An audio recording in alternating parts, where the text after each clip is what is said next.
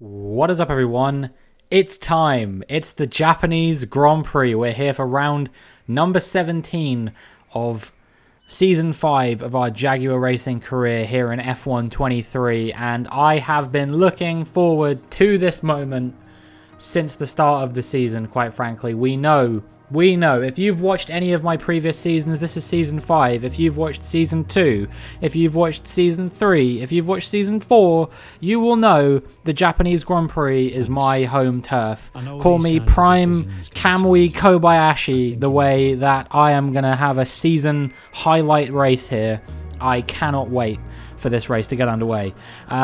So historically my performance at this track has been dominant, to say the least. Last year's Japanese Grand Prix video, I believe, was called something like an easy peasy Japanese GP. What the hell? It's easier to write than it is to say, I'll say that much. Anyway, we're coming on a pretty decent run of form. Obviously we had that 14th in Zandvoort, but other than that, we've been a consistent podium or podium adjacent fixture, sort of close to the podium. Had a ton of wins, 5 wins in the last 10 races or so.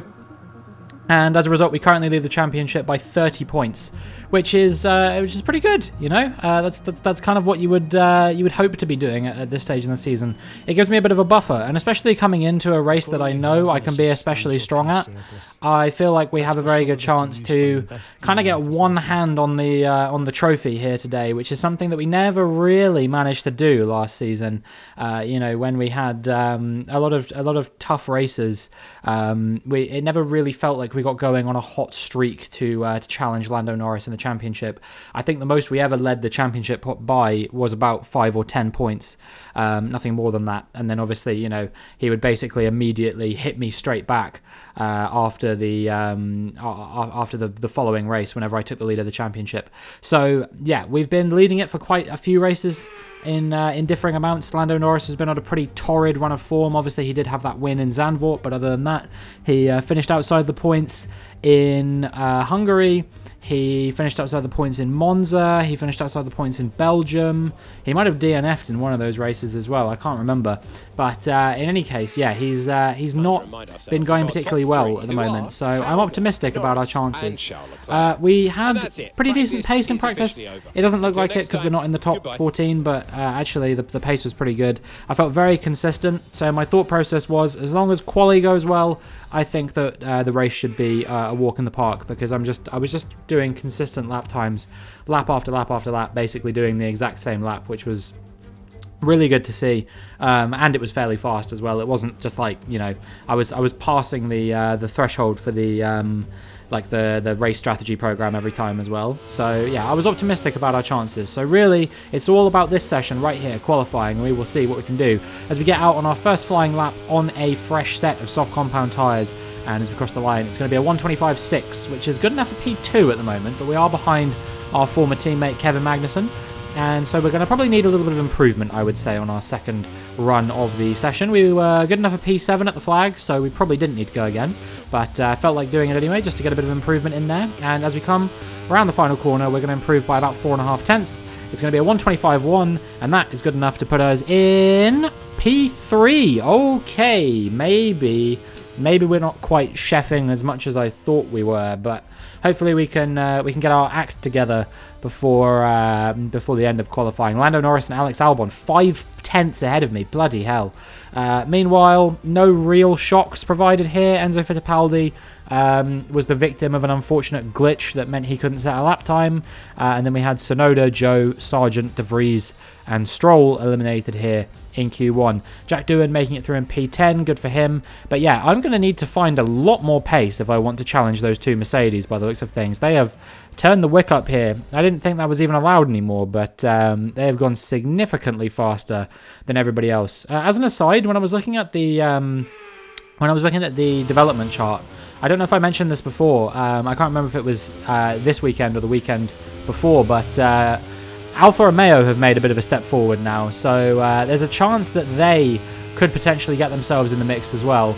Obviously not from the back of that qualifying, but generally speaking, all the teams are very close together. It's just AlphaTauri now that aren't really in there. We did our first flying lap there on a used set of soft compound tyres, and it was good enough for a 1:25.6. It looks like we should be P10 here. I think everybody has set their laps apart from me, so we're going to be making it through regardless. But we will see what kind of lap time we can do as we come through the final chicane. I think this is going to be comfortably into the 124s. We're improving by about 8 tenths, maybe 9 tenths by the time we get to the flag. Yeah, 9 tenths, 124.7, and that is good enough in Q2 to put us P1. Okay, we've found it. We've found it. We're here. I'm him. It's happening. Lando Norris washed P6. Alex Albon, after setting a lap time that was literally 1 second faster in the previous session, is out. Jack Doohan making it through, great for him, and Lawson as well up in P2. Wonderful result for the New Zealander. But it is Gasly, Magnussen, Albon, Ocon, Verstappen, and Hulkenberg knocked out here in Q2. Quite a few surprising names there, particularly Albon and Verstappen. You would anticipate that they would get through over the likes of someone like Lawson, for example, but you know, he's absolutely chefing here in Japan, so we'll see if he can get himself up into a strong position come the end of the qualifying session. Our first flying lap here in Q3 was on a used set of soft compound tyres, so I wasn't really expecting too much from this lap, and as we round the final corner, it's going to be a 125.8, which was only good enough for P9, perhaps unsurprisingly given that it was a used set of tyres, but you would expect that I can go at least 1 second faster on my final flying lap. And, well, let me just say, I'm going to show you this entire lap, because I think that this is probably one of the most critical qualifyings that I could do all season. And you will see very quickly as I come through the first sequence of corners, it wasn't even that good of a run through the first corner, honestly. Like, I lost a bit of time there, and as I make my way through the S's now, you can see I'm just gaining so much time on my used tyre run, to the point that by the time that I come through to the end of the first sector, I'm already over 7 tenths up on my best time. So I think this is going to be a pretty good lap if I can keep this run going. We have a great run through the Degners, and we make up a couple tenths through there. As we come into the hairpin, we're going to see if we can save time here, get the car slowed down nice and early so we can get the rotation in, and that puts us over a second up on our fastest lap already. We're not even into the final sector yet. We've still got Spoon Curve and 130R and the final chicane as well, so we have a real chance here to do something quite special here in Suzuka as we round the Spoon Curve. It wasn't great. We got a little bit on the inside of the curb there, which cost us maybe about a tenth or so, I would say, but this is still a pretty good lap, all things considered. Come through 130R now, saving a little bit of time. We took the line slightly tighter. As we come into the bus stop chicane, make sure we get the car slowed down in time. Don't get too much onto the curbs, but take a little bit of curbs so you can carry the run faster through there. And I'm going to be improving by 1.3 seconds. It's a 124.4, and that is pole bloody position. That's exactly what I was hoping for. I set out to achieve that, and that's probably one of the best quali laps I've done in F1 23. Qualifying complete, let's review our top 3 today. Robinson, Liam Lawson, and Carlos Sainz. Goodbye for now then, but we are really just getting started. Make sure you join us again for Lights Out tomorrow. I gotta say, I was pretty excited about that one, if you couldn't tell. Very hype moment. Lawson doing very well to get P2 there. Meanwhile, Doohan has to settle for 9th, but he is ahead of Norris, so maybe he can keep Norris in his mirrors for the entire race. We'll see whether that proves to be the case or not, but we will see if we can hold on to this lead as we get into the Japanese Grand Prix.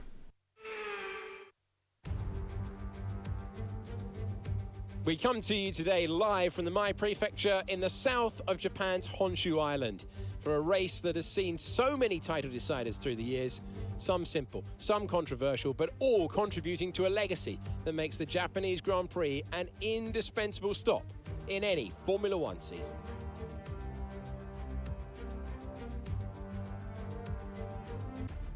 Before we begin, let's take a quick look at the grid lineup for today's race. Robinson lines up on pole position, and Liam Lawson completes the front row. Looking down the rest of the grid, we have Sainz, Oscar Piastri, Leclerc, Perez, Hauger, Russell, Doohan, Norris, Gasly, Magnussen, Albon, Ocon, Verstappen, Hulkenberg, Tsunoda, Joe, Sargent, De Vries, Stroll, and Enzo Fittipaldi. And with preparations almost complete, let's head down to the track. Anthony Davidson is with us in the commentary box once again. The drivers are working so hard on these cars, and you've been part of that in all aspects, developing, testing, and driving the car. Tell us about that hard work. Yeah, it's an interesting question. They're two very different mindsets. In the old days, of course, they used to cover up to 15,000 kilometres of testing in a season, and that role would be more about working for the team, trying to help them improve the car and drive as systematically as possible, so that the data could be analysed in the most consistent way. When lining up on the grid for a race, however, a race driver's frame of mind is all about what they can get out of the situation on that day, and the car is the tool to help them achieve those goals. This is video number 112 in F123. I've done countless videos on previous year's games. You know, I've been playing these games very consistently over the years. That is the first time I have ever heard that intro commentary line from Anthony Davidson, and I am not joking. I've sat here almost 300 times and listened to a race intro since I started doing these YouTube videos, and that is the first time I have ever heard that one. That is unbelievable. I genuinely can't think of a time I've ever heard that one before. You know, there's some of them that you hear all the time, and then for some reason that one, you know, that's like a 1 in a million commentary line or something like that they just threw in there for fun. I don't really know. In any case, we're doing a pretty simple strategy here. We're going to go on the mediums, try and go for a bit of an undercut, not massive, just one lap earlier than planned, and then go onto the hard compound tyres, and that should hopefully carry us to the end of the race without any real headaches. But as people finish lining up on the grid now, we're going to get ready, keep our eyes on the lights and see what we can do.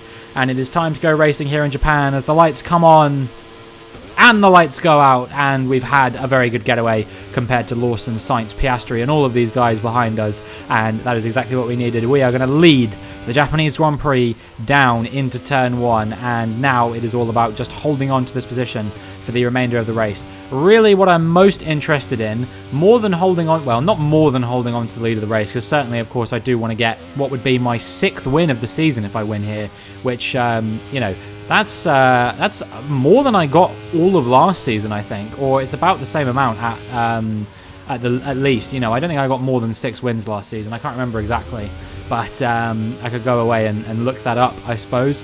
But what I'm also kind of very interested in here is A, making sure that I finish ahead of Lando Norris, but B, trying to maximise the result for the team, get my best result and Doohan's best result, because there is a non-zero chance here with Albon starting out of the points, with Norris starting in P10. We have an opportunity to take the lead of the Constructors' Championship today. If we outscore Mercedes by 27 points, then we will take the lead of the Constructors' Championship. So this kind of, you know, where we are at the moment, myself and Doohan, he's in P9, I think, or he started in P9 at least. I'm not sure where he is at the moment. But if he's still in P9 and I'm still leading, and one of us gets fastest lap, then that will be enough, I believe, for us to take the lead of the Constructors' Championship as well, because I think we'll be ahead on countback as well. So this is very, very important for myself and Doohan to make sure that we both maximise our result here in Japan. And as we make our way onto lap 3 now, you can see that I'm actually, for once in this godforsaken career mode, I am maybe going to pull out of DRS range of the car behind. You know, this doesn't really happen very often, but you can see I've just about broken away from Liam Lawson by over a second here. Not my strongest part of the track, the middle sector. That's probably my weakest part. I would say the first sector and the final sector are probably where I'm fastest. But yeah, you can see, looking at this, it looks like it's going to be there or thereabouts. Were we out of DRS range? I think we just about were, you know. So yeah, we're going to be keeping Liam Lawson on his toes as George Russell sets the fastest lap immediately after we set it. He's going a little bit faster, so we may have to look out for him towards the end of the race. But yeah, Liam Lawson maybe falling back a little bit. Now we're looking at, this is Logan Sargent, who you can see there's somebody else retiring on track there. It's one of the Mercedes. It's actually Lando Norris out of the session, and Logan Sargent has ploughed into the back of him. He's collected one of the Alfa Romeos as collateral as well. Fortunately, I think the Alfa Romeo has managed to keep going. But that is going to be both Sargent and Lando Norris out of the race. And as a result, now this is a golden opportunity for me to really put one hand on the Drivers' Championship trophy, and maybe for us to take the lead of the Constructors' Championship as well here in Japan. And a red flag has been called due to that incident as well. So all my hard work to break out of the DRS range of the cars behind is going to be undone, and we're going to have to do it all over again on the red flag restart. We'll see what strategy they suggest to put us on, and that's probably just going to be the one that I stick with. And as we can see here, it is going to be hard compound tyres to the end of the race. Those are going to be absolutely cooked by the end of this Grand Prix.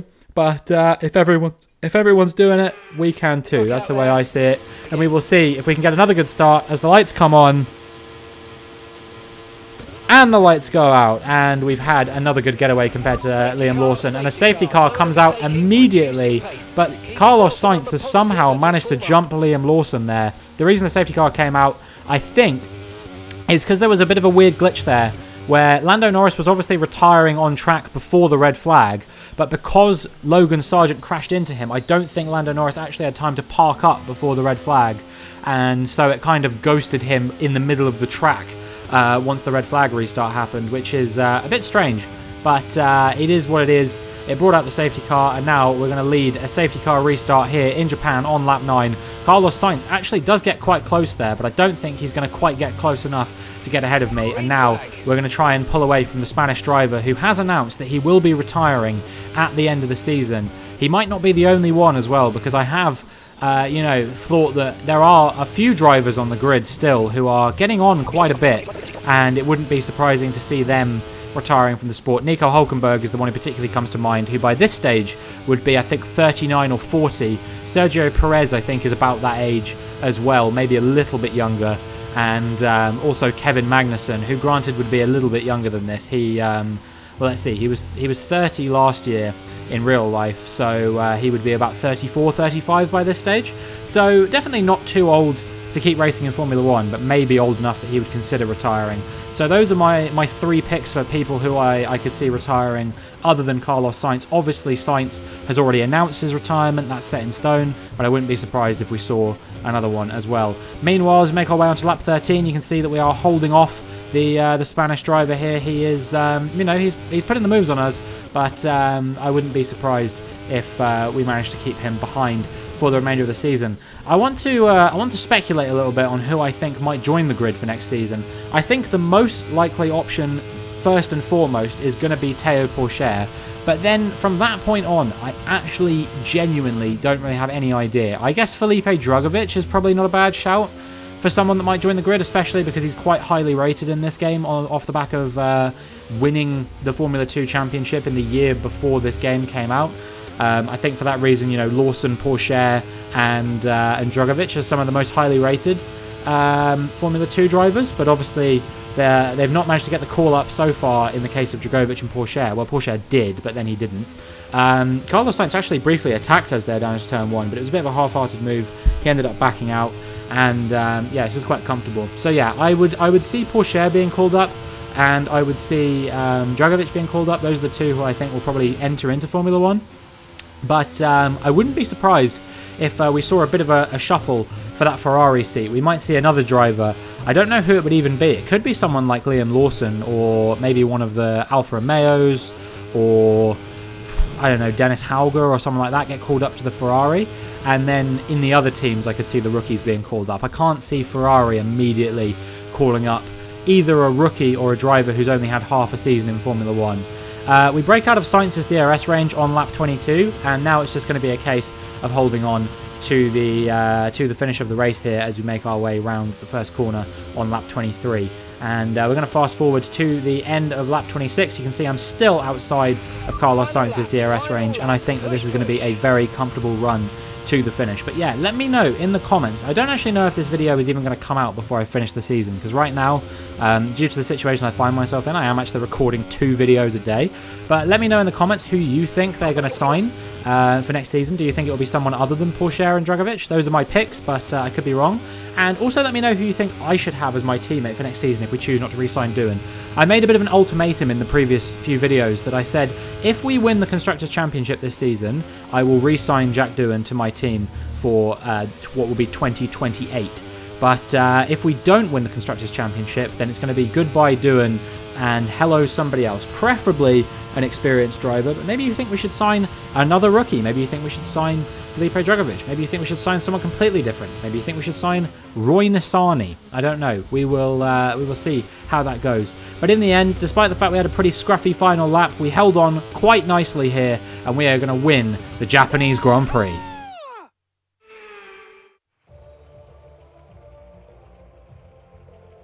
Tell me, Ant, how did they manage to achieve this win? Well, time management probably played quite a large role in the outcome of this one.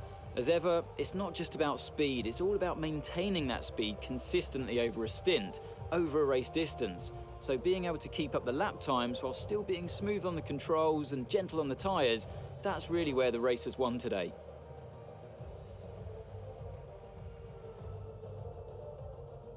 Welcome then to the podium, our top 3 drivers. What a great effort from them today in a very difficult race.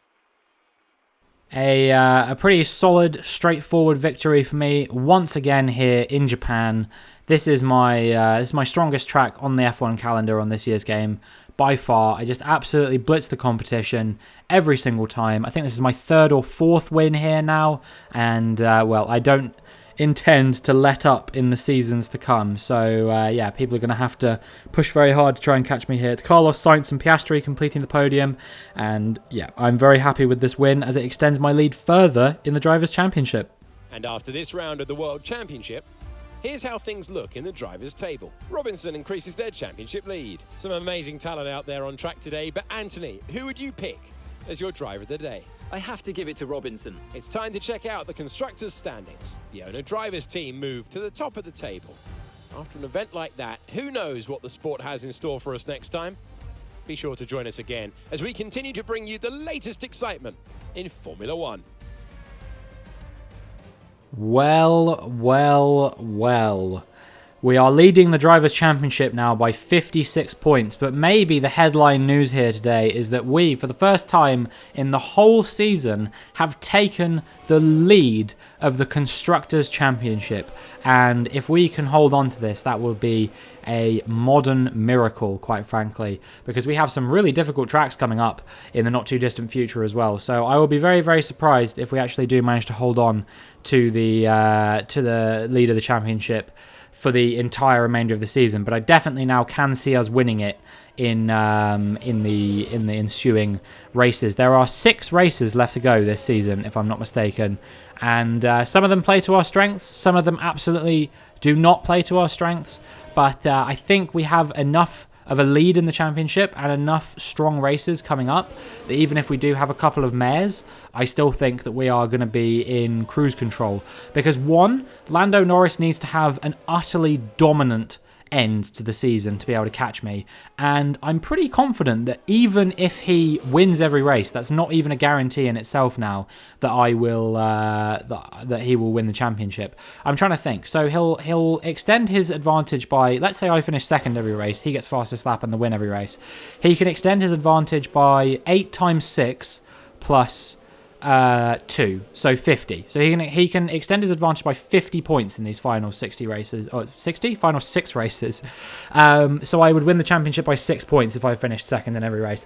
Now, obviously, F1 doesn't rarely ever goes like that. So I would be surprised if things actually do turn out that way. But yeah, all that it means is that we just have to have a fairly decent end to the season and hope that Lando Norris does not have an absolutely blinding end to the season, and we will no doubt win this Drivers' Championship. I am in the box seat to win it now, and it is, honestly, I'm going to come out and say this, and maybe I'll regret it going forward, but I'm going to say this championship is mine to lose now. I am in such a strong position, much stronger than I ever was in the previous year's championship, which I obviously ended up missing out on by, I can't remember exactly how much it was in the end. I think it was about 16 points or something like that. I could be wrong about that. I don't remember the exact number, but yeah, we were very close to reaching it last season, and we're in a much stronger position than we ever were last season. So I'm very, very confident in this. Jack Doohan not having a particularly strong season, unfortunately, and that might be what lets us down down in the Constructors' Championship. But, you know, he still has time to turn things around. He just needs a few good races, and that could put us right back in the fight for the Constructors' Championship. But that is going to be it for this video. If you enjoyed, please make sure you like and subscribe, and hopefully I will see you in the next one.